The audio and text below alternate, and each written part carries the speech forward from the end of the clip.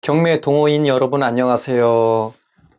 거시경제와 부동산 빅데이터를 분석하고 적용하는 김성일 파이프라인입니다. 오늘도 파이프라인 하나를 더 추가해 보겠습니다. 오늘 주제는 상가를 경매받으면 상가 임대차 보호법을 먼저 알아야 된다 입니다.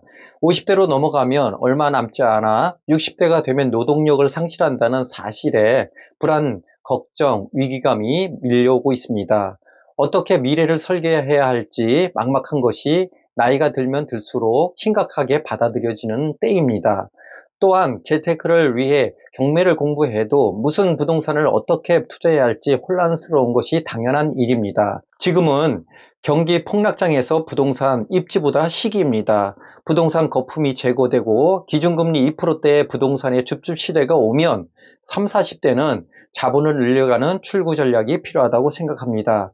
집가 상승을 위해서 몇 년을 기다리는 투자 형태나 수익 부동산 비중보다는 무피나 풀피로 여러 번 갈아타기를 통해서 자본을 늘려가는 부동산 투자 전략이 필요하다고 생각합니다. 50대와 60대는 점진적인 수익형 출구 전략이 필요하다고 생각합니다. 처음부터 수익형이나 집가 상승형 투자 방식보다는 빠른 시간 내에 치고 빠지는 부동산 투자 상품을 찾아내야 됩니다. 자본이 한 곳에 잠식되지 않도록 무피와 풀피가 가능한 상품을 찾아야 됩니다. 경매로 자기 자본을 높여 나가면서 수익형 부동산의 비중을 점진적으로 늘려가는 방식으로 경매의 출구 전략을 찾는다면 노후 준비와 더불어 경제적 자유를 얻을 수 있다고 생각합니다. 오늘은 수익형 부동산의 대표적인 상가에 대해서 여러분들과 함께 분석을 해보고자 합니다. 상가는 주택과는 성격이 아주 다른 형태의 부동산입니다. 주택은 집가 상승형 부동산이지만 상가는 오로지 투자 대비 수익률을 따지는 상품입니다. 상가 임대차 보호법의 관련된 법을 숙지하고 상권 입지를 위해 발품을 많이 팔아야 됩니다. 오늘 주제가 상가 경매를 하려면 상가 임대차 보호법을 알아야 한다입니다. 주택의 경우는 경매로 넘어가면 주택 임대차 보호법으로 대항력과 소액 임차인들을 보호하지만 상가의 경우는 상가 임대차 보호법으로 대항력과 소액 상공인들을 보호합니다. 상기 두 가지 특별법을 만든 목적은 채권인 주택 임차인이나 상가 임차인이 물건인 근저당 압류보다 후순위입니다. 그래서 임차인들이 임대인과 경매에 대한 권리에 대해서 대항할 수 있도록 만든 법입니다. 따라서 임차인들은 대항력을 갖추기 위해서는 공부를 해야 하고요. 경매인들은 법의 무지로 임차인의 보증금뿐만 아니라 권리금까지 인수될 수가 있습니다. 상가 임대차 보호법은 소상공인의 임차인을 보호해주는 법으로 세 가지 조건이 충족이 돼야 보호가 되는 법입니다. 첫째로는 사업자 등록이 신청 및 계약서상의 확정일자가 되어야 합니다. 둘째는 목적물의 점유와 영업용으로 운영이 되어야 합니다. 세 번째로는 지역별로 정해진 환산 보증금액이 초과되지 않아야 합니다. 이 세 가지 조건을 갖추고 우선순위인 물건의 말소기준 권리보다 선순위로 등록이 되어 있다면 건물주 임대인과 경매로부터 10년 계약 갱신 요구권, 증감 청구권, 임차인 등기 명령, 묵시적 갱신, 월세 한도 5%, 권리금 보호 등으로 임차인 권리가 보장됩니다. 또한 최우선 변제권, 우선 변제권 등으로 보증금 보전과 상가에 대한 대항력을 갖추게 됩니다. 상가 임대차 보호법은 세 가지가 중요합니다. 첫째로는 사업자 등록증입니다. 사업자 등록증은 주택에서 전입일자와 같은 역할로 말소기준 권리보다 1순위로 상가를 인도받고 사업자 등록을 신청했다면 네 가지의 대항력이 발생됩니다.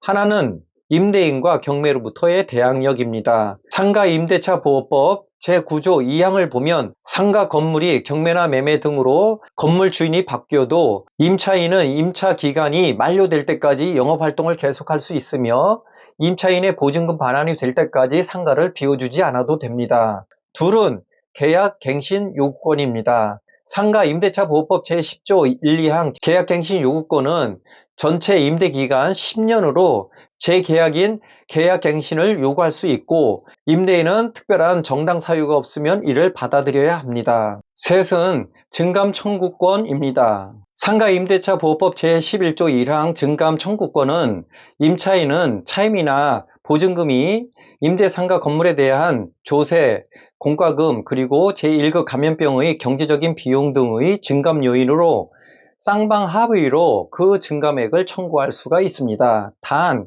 임대인은 단독으로 월세나 보증금을 올릴 경우에는 상가임대차보호법 제11조 4항으로 임대료 5% 범위 내에서만 올려야 합니다.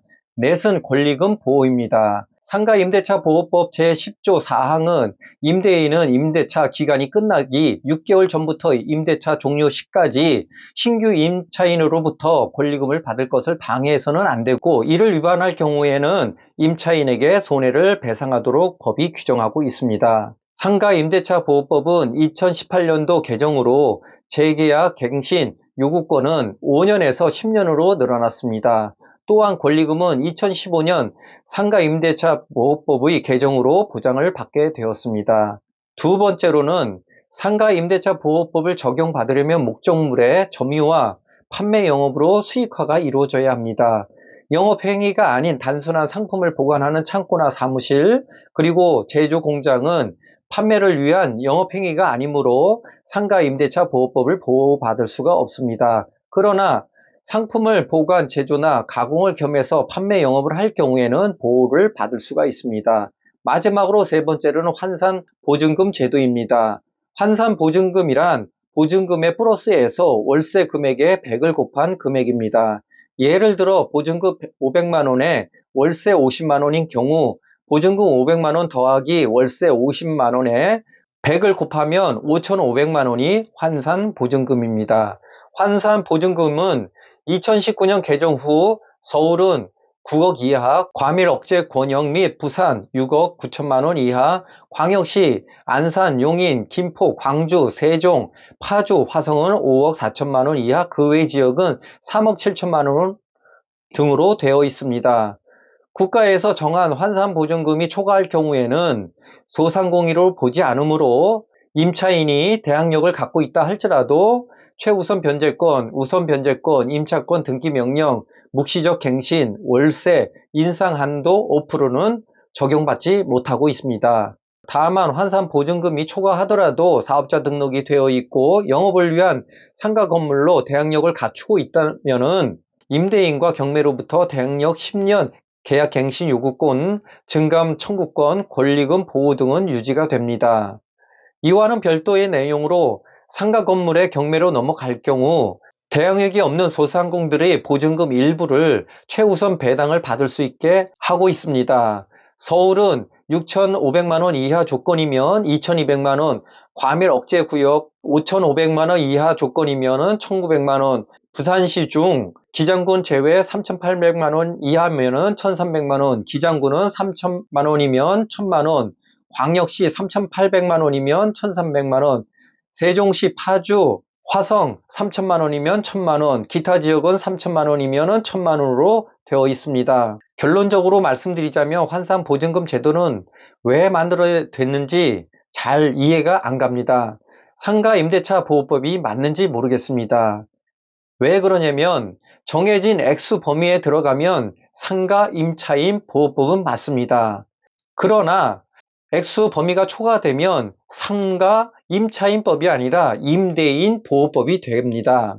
빨리 없어져야 할 법이라고 생각이 됩니다. 아니면 상가 임대차 보호법에서 빼야 합니다. 정부는 정말로 소상공인들을 보호하고 배려한다면 보증금 최우선 배당금을 늘려야 합니다.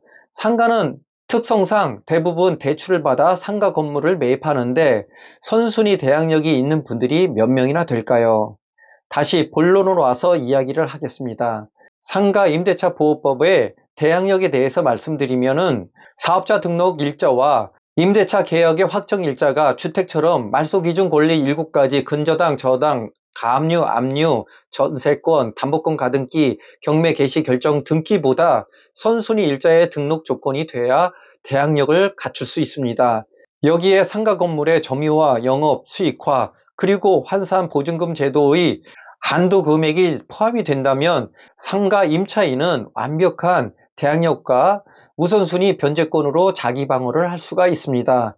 반대로 경매에 상가임차인이 대항력이 없다면 상가임대차 보호법인 갱신요구권, 권리금 보호, 우선변제권, 임차권, 등기명령, 월세, 인상 한도 등 전부 말소가 되는 것입니다.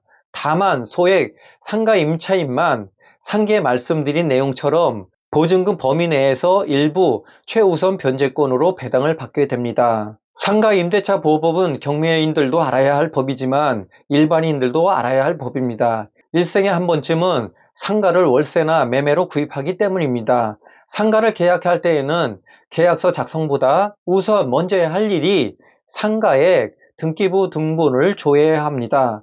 등기부 등본의 최우선 권리 분석을 통해서 경매에 넘어갈 것까지 생각하고 대항력을 갖춘 임대차 계약서를 작성해야 합니다. 조금 어려운 내용이니 여러 번 반복해서 들으면 도움이 되리라 생각합니다. 요즘 경기 침체에 뉴스를 보면 억울한 피해에 대해서 보도를 하고 있습니다. 상가도 예외는 아닙니다. 세상에서는 자기의 권리를 누군가가 지켜주지는 않습니다. 다음 동영상은 상가의 입지편으로 상가 건물의 경매 입찰 시기와 상권 분석 그리고 수익률을 극대화하는 방법을 함께 공부하고자 합니다. 지금까지 거시경제와 부동산 빅데이터를 분석하고 적용해서 여러분들을 금수저로 안내하는 김성일 파이프라인이었습니다. 감사합니다.